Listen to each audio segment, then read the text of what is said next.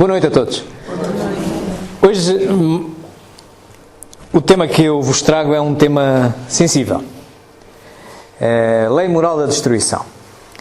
Poder-se-á perguntar, mas a destruição pode ser uma lei divina?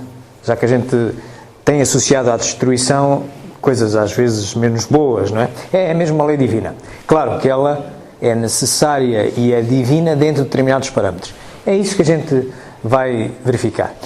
Portanto, as leis morais, entre as quais esta se inclui, pertencem a um sistema solar entre muitos que há no universo, ok? Onde estão as outras leis físicas, as leis da química, da biologia, etc. por aí adiante. Estas são as leis morais. O grande universo é a lei natural ou a lei divina. E nós, hoje, o que nós vamos ver é apenas um satélite deste sistema solar. Contudo, vamos começar por recapitular o que características são estas da dita lei natural ou lei divina. Porque divinas são todas, quer as morais, quer as físicas. Deus é que criou tudo, não é assim? Esta parte das leis morais é uma parte individualizada do Livro dos Espíritos. É a terceira parte do Livro dos Espíritos. E esta parte inicial desta parte terceira tem um conjunto de perguntinhas, as 614 e 648, que caracterizam as leis naturais todas, não só as morais, mas as físicas. Todas as outras são de Deus também, ok? As leis da física, da biologia, são todas de Deus também, foi Deus que criou isto. Nós é que vamos descobrir. As morais têm a ver com comportamento moral e dedicam-se ciências como a nossa a esse estudo. Portanto, vocês podem encontrar essa parte caracterizadora do grande universo da lei divina aqui entre estas perguntas. Que se deve entender por lei natural? A lei natural é a lei de Deus. É a única verdadeira para a felicidade do homem. Indica-lhe o que deve fazer ou não fazer, e ele só é infeliz porque dela se afasta. A lei de Deus é eterna? É eterna e imutável como o próprio Deus. É possível que Deus haja prescrito aos homens, em certa época, aquilo que lhes proibiria em outra época? Deus não se engana. Os homens é que são obrigados a modificar suas leis, por serem imperfeitas. Mas as leis de Deus são perfeitas. A harmonia que rege o universo material e o universo moral se baseia em leis estabelecidas por Deus desde toda a eternidade. Isto é o que vocês podem encontrar na pergunta 615, em que estas são as características de qualquer lei divina, sejam as morais, sejam as outras, ok? Devemos é ter o cuidado porque estamos no domínio de uma filosofia e de uma ciência, a razão tem que imperar e nós temos que ser capazes de ser o mais exatos possíveis. Vocês acabaram de ouvir uma coisa que a vossa razão, no mínimo, vai soar alarmes, que foi perguntada, então a lei de Deus é eterna? E é respondido, é tão eterna como o seu Criador. Não é possível, pois não? Eterno, só há um ente no universo todo. É Deus. Eterno não tem princípio nem tem fim.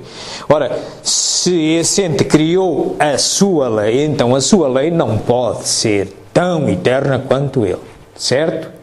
Está mal? Não, não está mal. O problema é a linguagem. Que termo aqui é que os espíritos iam utilizar para... eterno, semi-eterno, mais imortal que o homem, menos... Estão a perceber? Portanto, é por daí que o Espiritismo convoca a que nós raciocinemos e tenhamos cuidado com a linguagem que utilizemos. A linguagem é sempre curta, costuma-se dizer. É muito difícil nós exprimirmos por palavras os nossos sentimentos. E também, olha, até conceitos. Ok? Pronto, é para terem esta ideia, é preciso nós raciocinar. Mas essas são as características fundamentais de todas as leis, não só das leis morais. Qual a abrangência das leis divinas? Referem-se a alguma outra coisa, além da conduta moral? Todas as leis da natureza são leis divinas, visto que Deus é o autor de todas as coisas. O sábio estuda as leis da matéria. O homem de bem estuda e pratica as leis da alma. Portanto, aqui uma grande diferença que nos interessa em particular ao Espiritismo é que as filosofias espiritualistas das quais o Espiritismo se destaca estuda as questões do bem proceder. Portanto, as leis morais, baseado na ética, justificando como é que é bem proceder, mal proceder. Claro que estas também são de Deus. As físicas também são de Deus. Este mundo que foi criado por Deus. Portanto, nós estamos a aprender como é que ele funciona. Alguém criou. Também são divinas. E aqui são normalmente das outras ciências ao nosso lado que as estudam. Mas todas elas são divinas, são de Deus. A partir daqui nós vamos começar a focalizar-nos agora mais já neste sistema solar, ok?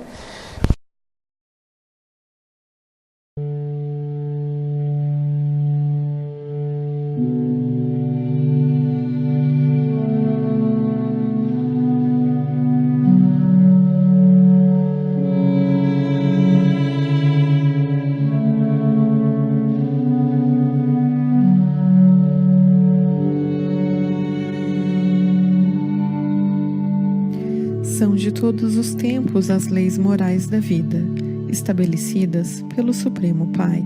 Invioláveis, constituem o roteiro de felicidade pelo rumo evolutivo, impondo-se, paulatinamente, à inteligência humana, achando-se estabelecidas nas bases da harmonia perfeita em que se equilibra a criação. Reveladas através dos tempos, a pouco e pouco, não se submetem às injunções transitórias das paixões humanas que sempre desejaram padronizá-las ao próprio talante, submetendo-as às torpes determinações. Inspiradas a humanidade pelas forças vivas da natureza desde os dias do homem primitivo, passaram a construir a ética religiosa superior de todos os povos e de todas as nações. Portanto, quem estuda as leis morais procura, com esse estudo, tirar orientações claras de como bem proceder na sua vida e encurtar o caminho para a perfeição moral. Portanto, é isto que se dedica, nomeadamente, o Espiritismo. Portanto, de toda a investigação que faz, filosófica e científica, o que pretende retirar são pautas, indicações, orientações para o homem, de bem proceder, para que o homem progrida mais rapidamente, mas justificadamente. E nós já vamos ver que há diferença entre moral e ética. E porque é que o Espiritismo utiliza também a ética? Vamos ver por causa esse detalhe. Como é que ela aparece? Diz-nos o Livro dos Espíritos que todos nós vimos com a noção do bem e mal programado na nossa consciência.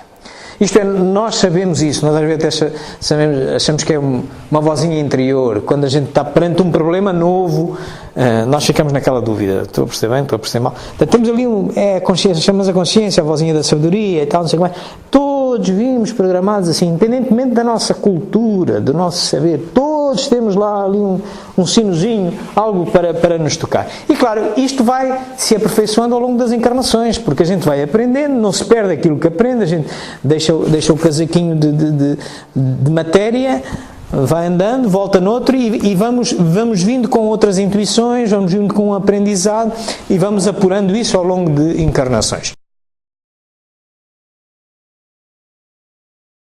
Que definição se pode dar da moral? A moral é a regra de bem proceder, isto é, de distinguir o bem do mal. Funda-se na observância da lei de Deus. O homem procede bem quando faz tudo pelo bem de todos. Esta questão do bem e do mal é fulcral então, para quem cumpre a lei de Deus. Encurtar o caminho no seu progresso moral tem que ter bem claro o que é bem e o que é mal, que é para poder decidir de um lado ou para o outro. O que é que nos diz a pergunta 629 do Livro dos Espíritos? Diz-nos que a moral como prática do bem, funda-se na observância da lei de Deus. Repara, é uma frase muito pequena, mas merece a nossa meditação. Então o que é que isto quer dizer? A moral, se se funda, quer dizer que é um produto. Funda-se, está assente sobre, ou tem de trás algo, certo? É um produto. Funda-se aonde? Funda-se na observância da lei de Deus. Muito bem, então temos aqui a lei de Deus. O que é observar a lei de Deus? Ou observar, por exemplo, uma lei que venha no Diário da República 2. é ler essa lei, interpretá-la com a razão, não é? Interpretar que, como é que eu, para obedecer a esta lei que aqui está, o que é que eu tenho que fazer com o que eu sei, não é? Uma lei de trânsito, uma coisa qualquer. Portanto, obriga ao uso da razão e então depois tira uma indicação para a sua conduta, certo? É que se chama moral. Mas detrás disso está um ato inteligente de justificar porque é que este comportamento é bom ou mau. E isto chama-se ética, é filosofia, chama-se ética. Vamos ver casos concretos. Como se pode distinguir o bem do mal? O bem é tudo que é conforme à lei de Deus, e o mal é tudo que dela se afasta. Assim, fazer o bem é proceder de acordo com a lei de Deus. Fazer o mal é infringir essa lei. Fazer o bem está de acordo com a lei de Deus. Fazer o mal é infringir essa lei. Agora eu pergunto, pena de morte é moral ou é imoral? O que é que me dizem? É imoral. Pronto, é imoral. Realmente é imoral. Falta depois é saber, agora vamos depois tentar justificar. Nós vamos falar dela hoje, vem na lei de moral de justiça. Nós, se olharmos aqui para o mapa mundo de hoje, nestes países em que está aqui azulinho, pintada a azul, ela já é imoral. Imoral. Mas neste que está vermelho, ela é moral. É assim, não. Perguntado assim, se ela é moral ou imoral, porquê? Porque o moral houve alguém que pensou, justificou que aquilo era o melhor para aquela sociedade e disse, é assim melhor. Por exemplo, nos Estados Unidos dizem que é bom. É certo, é bem proceder um juiz mandar matar o assassino que se prova em tribunal que matou outro. Mas em Portugal, há 150 anos, não foi sempre assim, mas há 150 anos, esta parte também já se diz ao contrário, diz assim, não, é mal proceder mandar matar o assassino que se prova em tribunal que matou o outro. Espera aí, então e se o juiz for espírita? Então aqui diz que é bem proceder e manda matar. Chega a Portugal, acha que é mal proceder, manda, não pode ser, o espiritismo não se pode regular por isto. Estão a ver? A moral está agarrada aos costumes sociais. Porquê? Porque é exatamente um produto de um pensamento. E nem sempre pensamos, o nosso pensamento vai melhorando, não é? Okay? Muito bem, então nós temos que nos agarrar a isto. O homem tem meios de distinguir por si mesmo o que é bem do que é mal? Sim, quando crê em Deus e o quer saber. Deus lhe deu a inteligência para distinguir um do outro. Portanto, a pena de morte, usando a inteligência, é antiética em qualquer lugar. Seja naqueles países em que ela é moral, é bem proceder, ou naqueles países em que se julga que é mal proceder. Mas porquê? Mas então é preciso usar a razão. É o que diz ali aquela pergunta. Mas o que é que Deus não arranjou aí uma maneira da gente saber? Sim, é a inteligência. Muito bem, então agora, se é a inteligência, temos que justificar porque é que ela é antiética, apesar de ser moral em alguns sítios. Então está aqui uma justificação, podia ser outra. O homem é imperfeito aqui, é nos Estados Unidos, é no Afeganistão, é onde ela é imoral. Se é imperfeito, pode errar em qualquer lado do mundo. Se pode errar, não pode atribuir penas irreversíveis, ponto final. É uma justificação. Certo? Portanto, por isso é que em Portugal, pelo menos já se aprendeu qualquer coisa, lá Portugal também não está sempre no fim da linha, né? Portanto, em Portugal, já se diz assim, calma lá, a gente pode errar, portanto, é que se a gente mandar para a cadeia, se depois, passado um tempo, a gente verificou que se enganou, ok, sai lá da cadeia, toma lá uma indemnização, toma lá o emprego, desculpa lá e tal, a gente enganou-se. Ok, não está tudo mal. E se eu tiver mandado matar, como é que agora recupera? Por isso, ela é antiética em qualquer lado. E o Livro dos Espíritos diz isso. Nós hoje vamos ver isso em particular. A pena de morte desaparecerá incontestavelmente e sua supressão assinalará um progresso da humanidade. Quando os homens estiverem mais esclarecidos, a pena de morte será completamente abolida da terra. Os homens não terão mais necessidade de ser julgados pelos homens. Está. E vamos voltar a esta questão da pena de morte hoje. Mas estão a ver? Está ligada exatamente ao desenvolvimento do homem. Consoante o homem for mais evoluído, vai compreender estas coisas que estamos aqui a ver. E também vai saber interpretar melhor o que é bem e o que é mal, e não vai ser preciso estas penas tão graves. Por isso, o Espiritismo já é uma grande ajuda nisto e, porque é uma filosofia, o Espiritismo pauta-se pela ética. A ética que é um ramo da filosofia. Por isso, quando nós estamos ali a dizer que o homem é imperfeito em todo lado, se é imperfeito pode errar, se pode errar, não pode atribuir penas irreversíveis, estamos a fazer um chamado silogismo. É um raciocínio lógico. Estamos a utilizar exatamente isto. A ética, estamos a filosofar. Isto é raciocínio e toda a gente pode. Não é preciso ter ido à escola. Toda a gente vem com o raciocínio para pensar. Na sua vida toda a gente pensa, independentemente da cultura que tem. Certo? É apenas chamar os nomes aos processos. Portanto, pelo conhecimento, o Espiritismo justifica o comportamento correto, que por sua vez vai alterar os comportamentos morais da sociedade. Isto é, nós ao raciocinarmos melhor do que o raciocínio que havia, que dizia que era a prática melhor era aquela, nós estamos a dizer àquela pessoa, não, olha, que não é bem proceder, mandar matar a pessoa por causa disto e daquilo. Ah, pois não tinha pensado nisto. Isto devagarinho, vai criando uma outra orientação moral. Estão a ver? É assim que funciona. De trás vem a justificação ética e depois vão saindo umas indicações morais. E o Espiritismo está aqui exatamente para ajudar a saírem melhores indicações morais. Por isso, cuidado com a palavra moral e ética, é preciso perceber este raciocínio, ok? Portanto, porquê? Porque o mal é sempre o mal, mesmo que todos o pratiquem. E o bem continua a ser o mesmo que ninguém o pratique.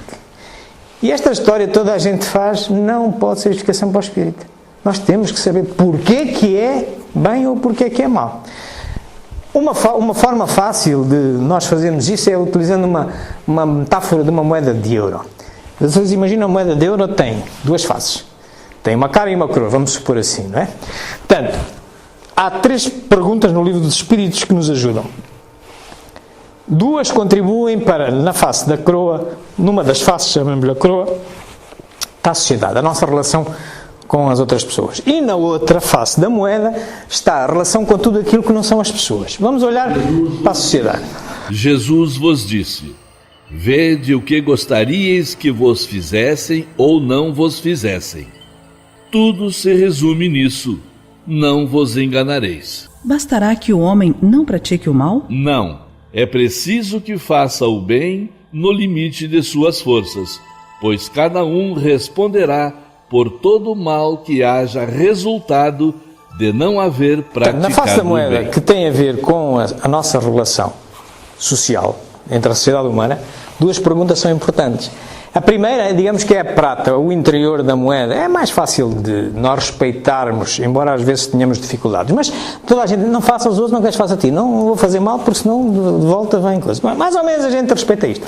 Mas depois vem uma perguntinha que diz assim, a 152, não, mas não é suficiente só fazer isto. Também é preciso ir mais além. Se eu vejo que vai acontecer algo de mal, eu tenho que fazer todo o bem para evitar maior que esse mal ocorra. Exemplo, imaginai que tem um amigo ou uma amiga ao vosso lado e vocês sabem que ela está a querer fazer algo que vocês já no passado, já passaram por essa experiência e sabem que ela vai por um caminho que se vai dar mal.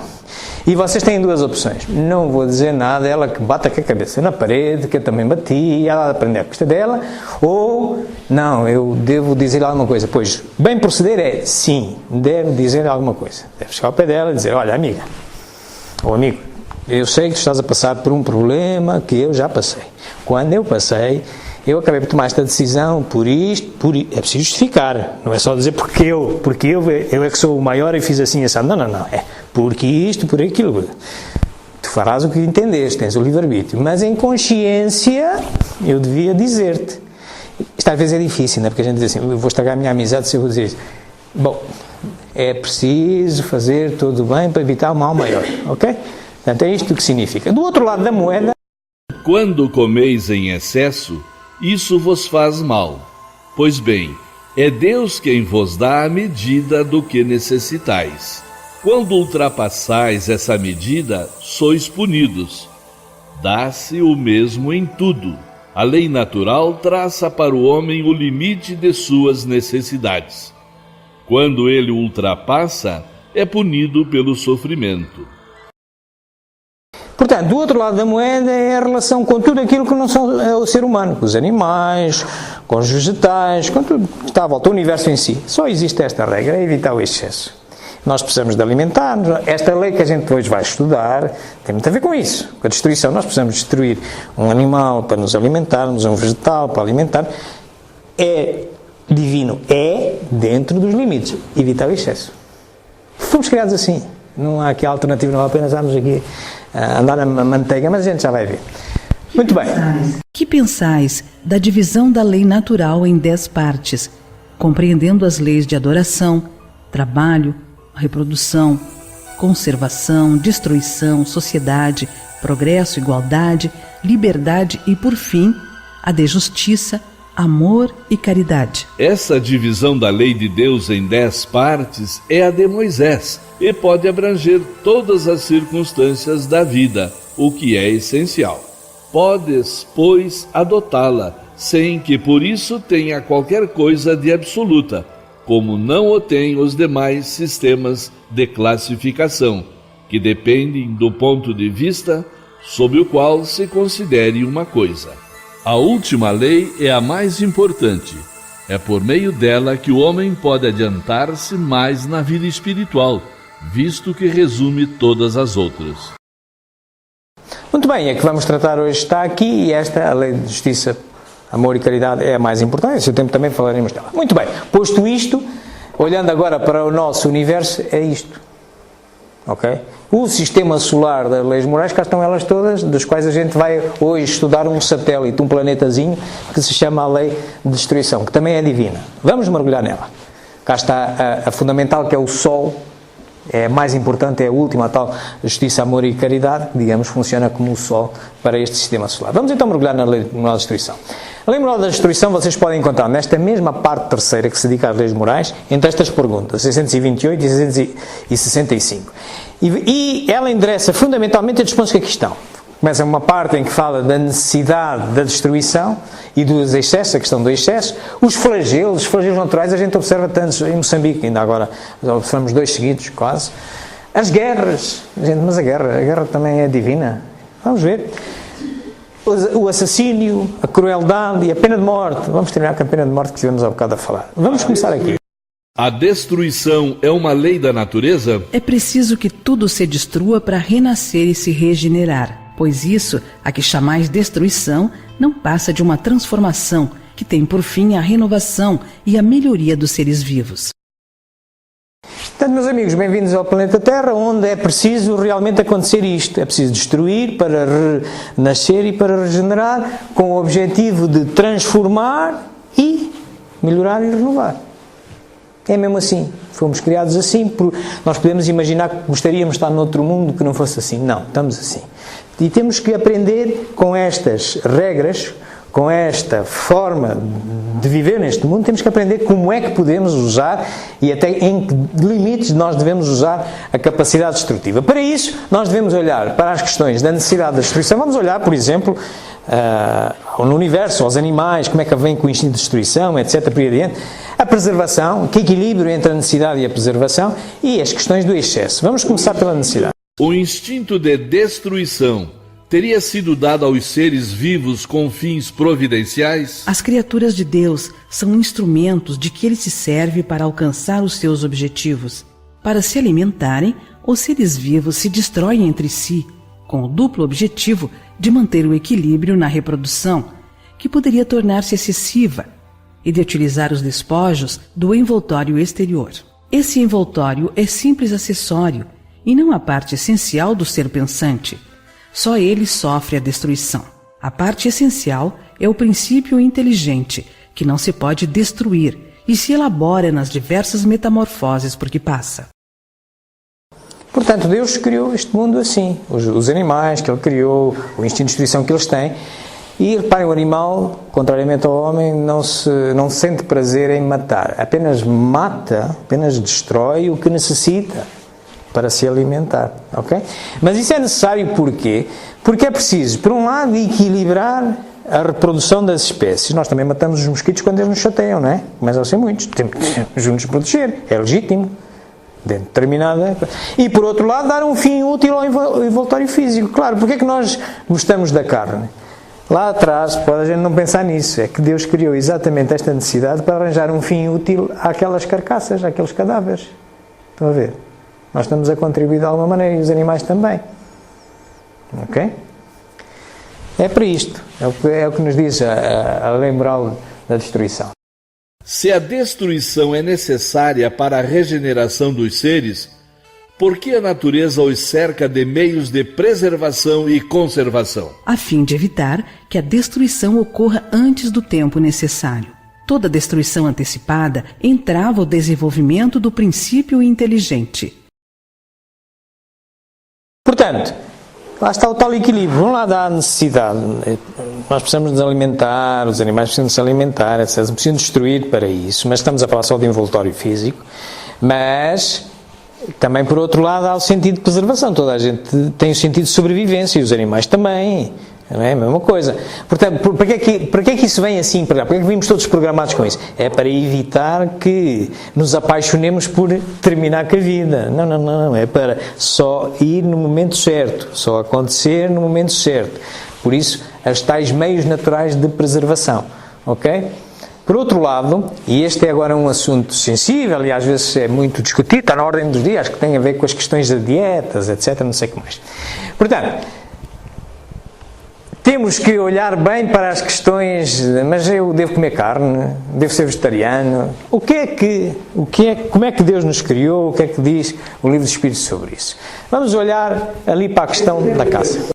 Se deve pensar da destruição que ultrapassa os limites das necessidades e da segurança. Da caça, por exemplo, quando só tem por objetivo o prazer de destruir sem utilidade. Predominância da bestialidade sobre a natureza espiritual. Toda destruição que excede os limites da necessidade é uma violação da lei de Deus.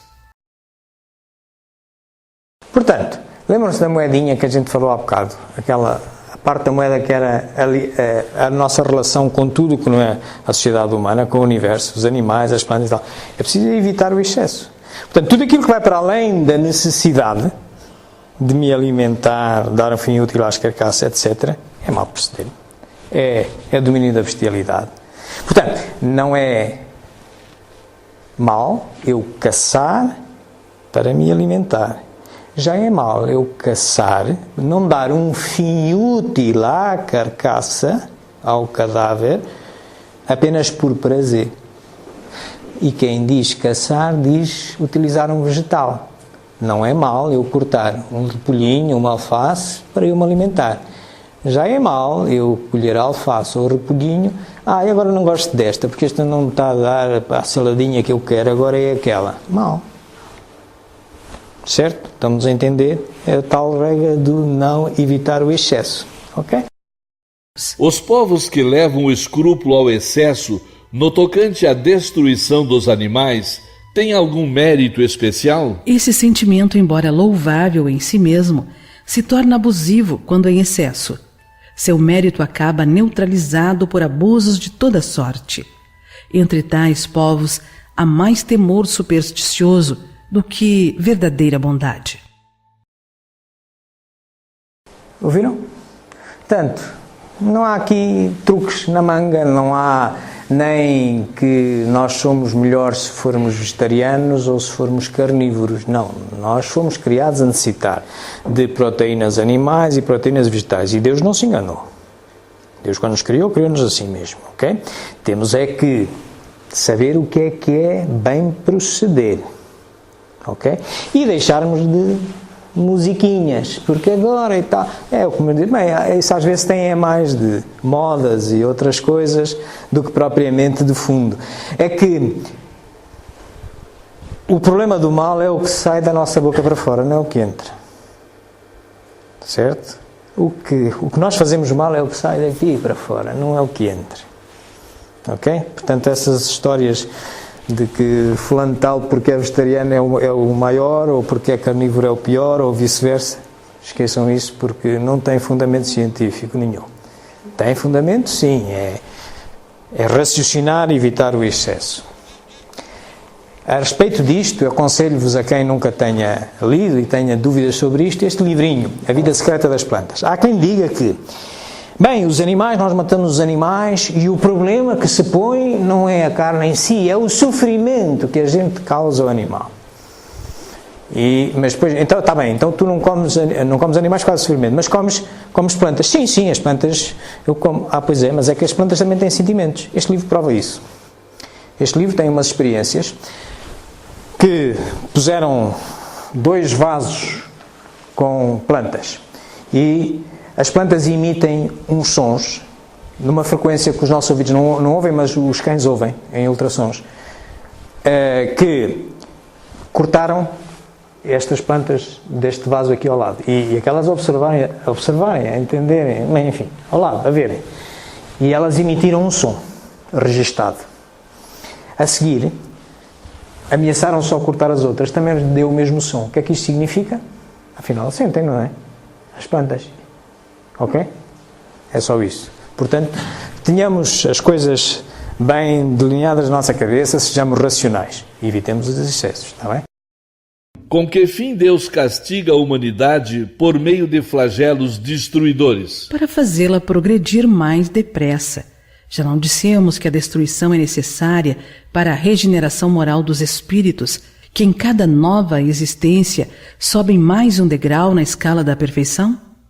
Como os julgais somente do vosso ponto de vista pessoal, dai-lhes o nome de flagelos, em virtude do prejuízo que vos causam. No entanto, muitas vezes, esses transtornos são necessários para que mais depressa se chegue a uma ordem melhor de coisas.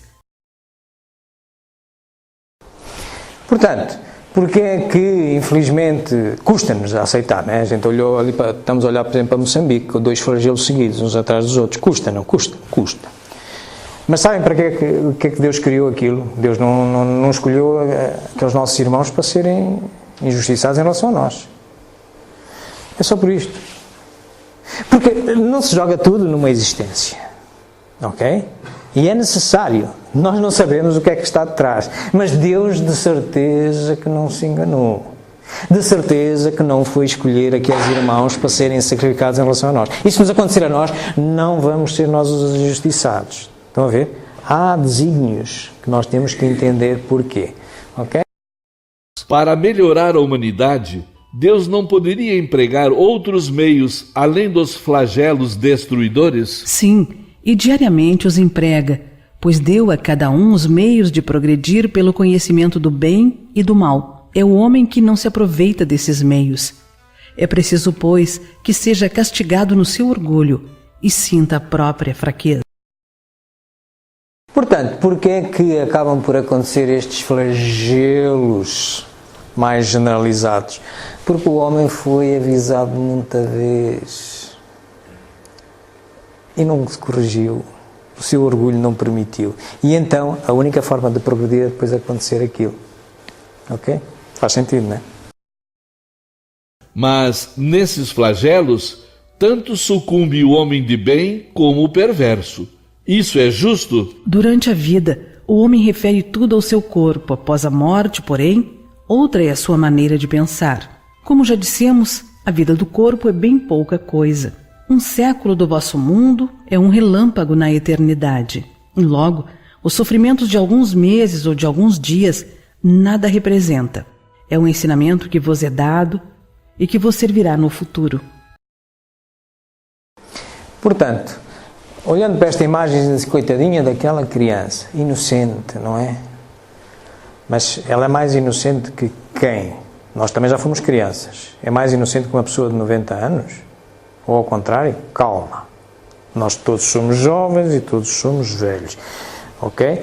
E depois, espera aí, e Deus foi escolher exatamente a criancinha para injustiçar contra a pessoa de 90 anos? Deus não se engana, Deus é perfeito. Okay? Vamos olhar as coisas como deve ser. Nós não podemos jogar tudo na vida corporal e nesta vida. O que nos diz Jesus Cristo, tenham calma. A vossa existência é um segundinho no meio daquilo tudo. Calma, há razões para isso, calma. Ok? Calma, aceitar, confiar que realmente tem que haver uma justiça no meio disto tudo e tudo passa. E a vida vai continuar. Os corpos não passam de disfarces com que eles aparecem no mundo.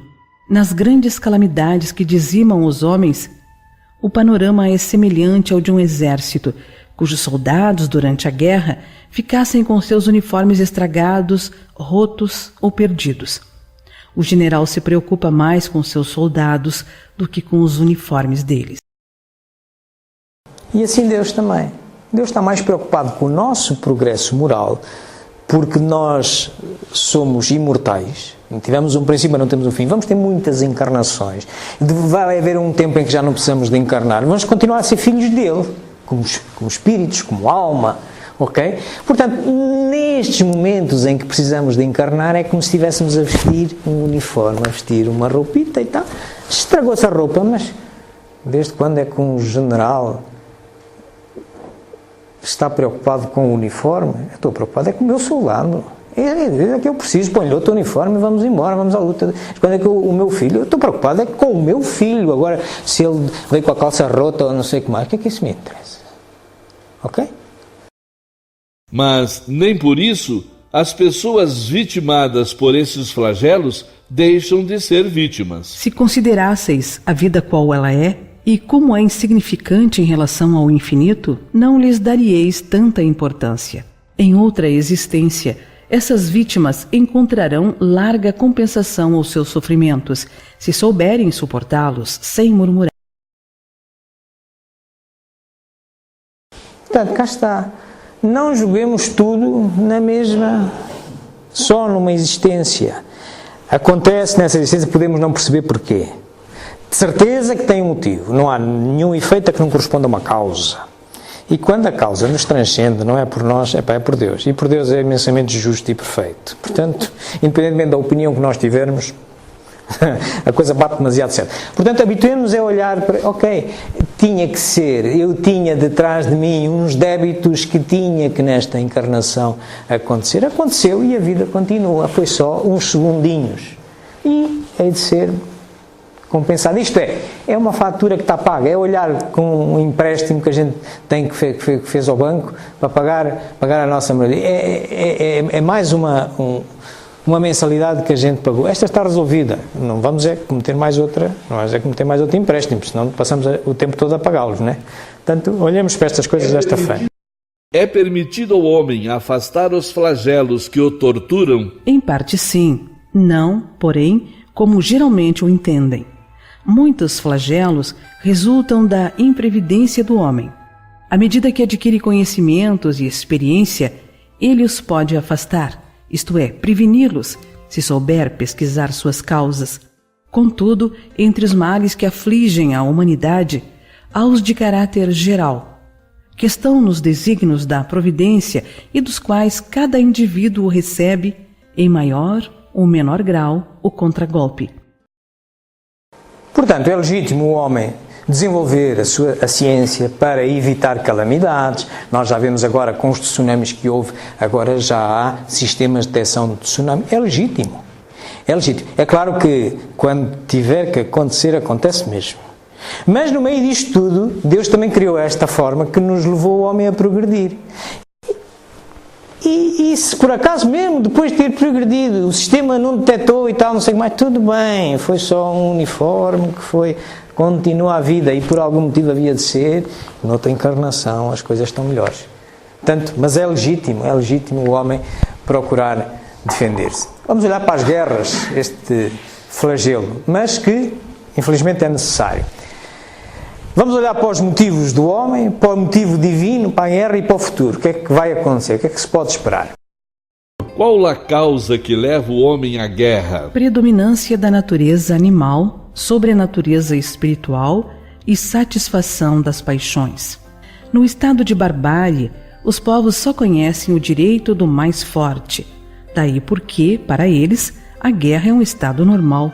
À medida que o homem progride, a guerra se torna menos frequente, porque ele evita suas causas e, quando a julga necessária, sabe adicionar-lhe humanidade. Portanto, infelizmente, dado o nosso adiantamento, e se olharmos para trás, para o passado histórico, vemos que quantas guerras. Portugal, para ser Portugal, teve que estar em guerra, certo? Pronto, é o adiantamento que tínhamos na altura. Claro que, à medida que a gente vai desenvolvendo-se, quer intelectualmente, quer moralmente, vai chegando à conclusão que há outros meios de resolver conflitos que não sejam só andar a estalar de um ao outro. Já começa a ficar como último recurso. E então começa-se a fazer a guerra de forma mais humana. Hoje a gente já começa a olhar estas armas que vão cirurgicamente ao sítio tal para evitar matar pessoas que não tenham a ver com o conflito. Né? Na Segunda Guerra Mundial não era assim. Não é há muito tempo, né? A Segunda Guerra Mundial era uma bomba em cima da cidade, vão civis, vão crianças, vão tudo. Hoje não, hoje a coisa... Portanto, nós também vamos devagarinho, vamos aprendendo. Mas claro, há situações em que já não há outro recurso. Ok? E porquê? Qual o objetivo da providência ao tornar necessária a guerra? A liberdade e o progresso. É para isto que Deus aceita a guerra. É necessária dentro de determinados limites. Se a guerra deve ter por efeito conduzir à liberdade, como se explica que frequentemente tenha por objetivo e por resultado a escravização? Escravização momentânea, a fim de oprimir os povos e fazê-los progredir mais depressa. Portanto, cá está de novo. Quando a guerra acontece para permitir o desenvolvimento da liberdade, também parece que está a oprimir aquele determinado povo, uma determinada potência, invade outra e tal. Mas o que é que lhe está também a permitir, por outro lado, essa situação, desenvolverem uma consciência de nação, desenvolverem formas de se libertarem daquilo. Estão a progredir também. Portanto, daí a guerra servir, Deus se a permite por algum motivo. Este é um dos motivos, a liberdade. A guerra desaparecerá um dia da face da terra? Sim, quando os homens compreenderem a justiça e praticarem a lei de Deus. Nessa época, todos os povos serão irmãos. Ainda está longe, não é? Mas nós já vamos tentando, reparai. Olhem para isso, vocês conhecem quem vai falar. No plano dos conflitos, a guerra na Síria, que dura há quase 6 anos e já provocou a morte de centenas de milhares de pessoas, será a grande prioridade. I remember when I was in school and I was reading history books, all wars had a winner. We are now facing wars in which nobody wins. Everybody is losing. And I hope I will be able to help bring people together to this understanding. As I said, this is a war in which nobody is winning. This is a war in which everybody is losing. This became a threat for everybody around the world. It's high time to put an end to this nonsense. Estão a ver, só estou a chamar para a sensibilidade que já vai havendo. Claro que as Nações Unidas, então não têm operações militares a decorrer. Para quê? Para impedir massacres, etc., não sei o que mais. Mas esta guerra, por exemplo, está-se a verificar. A maior parte das guerras, a gente já chega à conclusão que, infelizmente, é um mal necessário, quando já não há outra solução. Mas, realmente, a solução militar, a solução já não é, hoje em dia, não é a solução estável. Não é. Pode ser um meio para alterar vontades e equilíbrios de forças para se conseguir um acordo. Chamemos de político, o que a gente quiser chamar. Mas, portanto, vem pelo entendimento. Ok? O assassínio é um crime aos olhos de Deus? Sim, um grande crime, pois aquele que tira a vida ao seu semelhante corta uma existência de expiação ou de missão. Aí é que está o mal. O assassínio tem sempre o mesmo grau de culpabilidade? Como já dissemos, Deus é justo e julga mais a intenção do que o fato. Nas questões do assassínio, tal como é dito, é preciso entender que estamos a assassinar quando estamos a interromper a vida de alguém. E pode ser, então, em legítima defesa, podemos estar a interromper a vida de alguém. Em guerra podemos estar. Então, isso é bem ou é mau? Vamos ver. Deus desculpa o assassínio em caso de legítima defesa? Só a necessidade pode desculpá-lo, mas se o agredido puder preservar sua vida sem atentar contra a do agressor, deve fazê-lo. Já a nossa justiça humana, que é pálida réplica da divina, já vai reconhecendo isto. Isto é, se eu, constrangido pela força, não tiver outra solução e não conseguir ter uma solução de poupar a vida do agressor que até me quer matar e matá-lo, se eu não tiver outra solução, não. É legítimo, é tal legítima defesa, conta a intenção, não é crime, é bem proceder.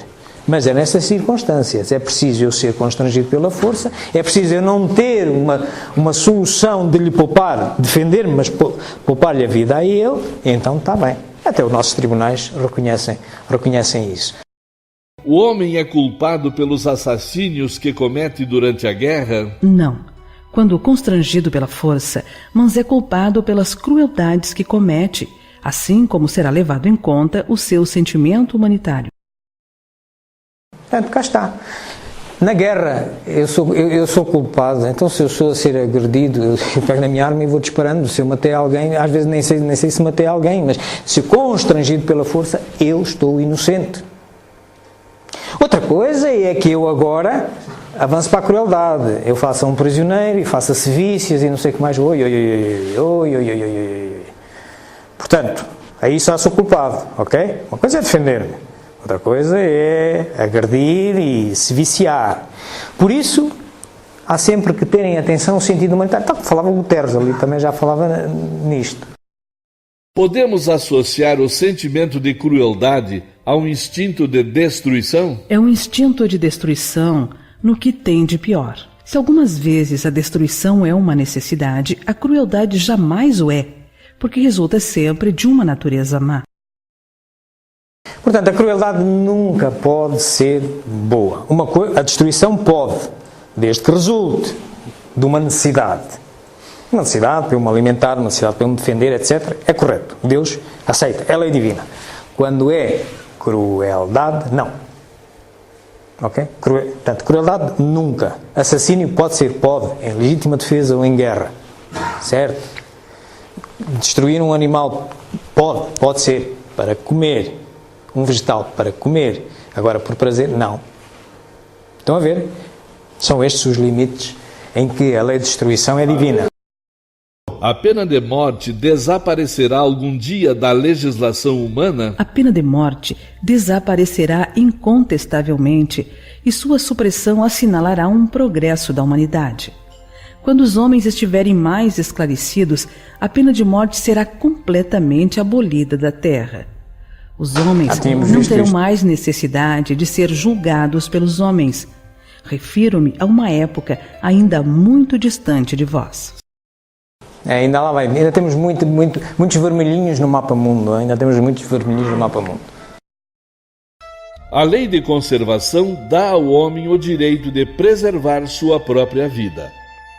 Não usará ele desse direito quando elimina da sociedade um membro perigoso? Há outros meios de ele se preservar do perigo, sem matar.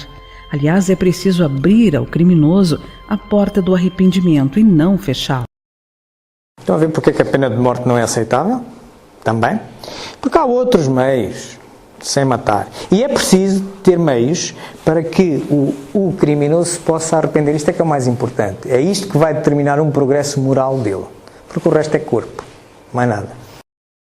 Se a pena de morte pode vir a ser banida das sociedades civilizadas, não terá sido uma necessidade em épocas menos adiantadas? Necessidade não é o termo. O homem julga uma coisa necessária sempre que não encontra outra melhor.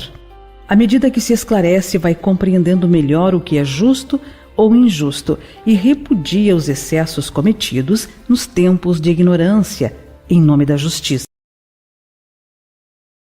Simples. A nossa ignorância é que nos leva a nós termos este quadro ainda. Mas já foi mais vermelho que o que é, ok? Mas virá todo a ser azul, garantido. Mas claro, temos que evoluir no sentido do conhecimento moral. Exatamente, justificando pela ética os nossos comportamentos. A tal questão, a moral funda-se na observância da lei de Deus.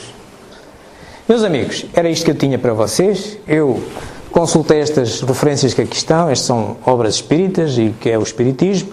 Aqui são livros de filosofia e de ética, Universo Elegante, a tal livrinho da vida secreta das plantas, quem quiser ter curiosidade, se as plantas têm ou não sentimentos.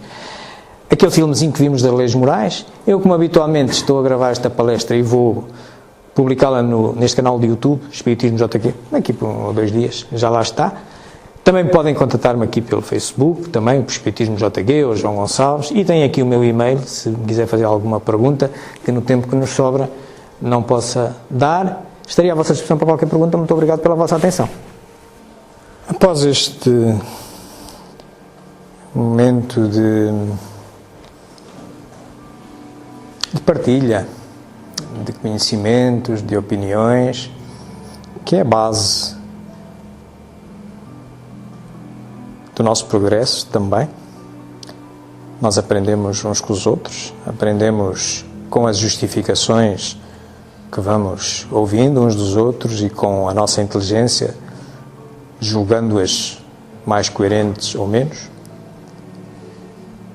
Mas neste momento em que nos tranquilizamos, nos fazemos desta atividade, vamos orar. Vamos falar com Deus, este Criador único e perfeito, que aparentemente até criou algo que muitas vezes nos incute uma má sensação, como seja a destruição, mas que afinal tem as suas razões e são objetivadas para o nosso progresso. Assim, louvemos o Senhor pela sua obra, por este universo maravilhoso, onde existe tudo isto e que nós só nos vamos apercebendo dos detalhes ocultos, digamos assim, ou estavam ocultos anteriormente, depois de usarmos a inteligência, de nos debruçarmos sobre ele, de passarmos uns novos olhos mais atentos e descobrir, afinal, que aquilo que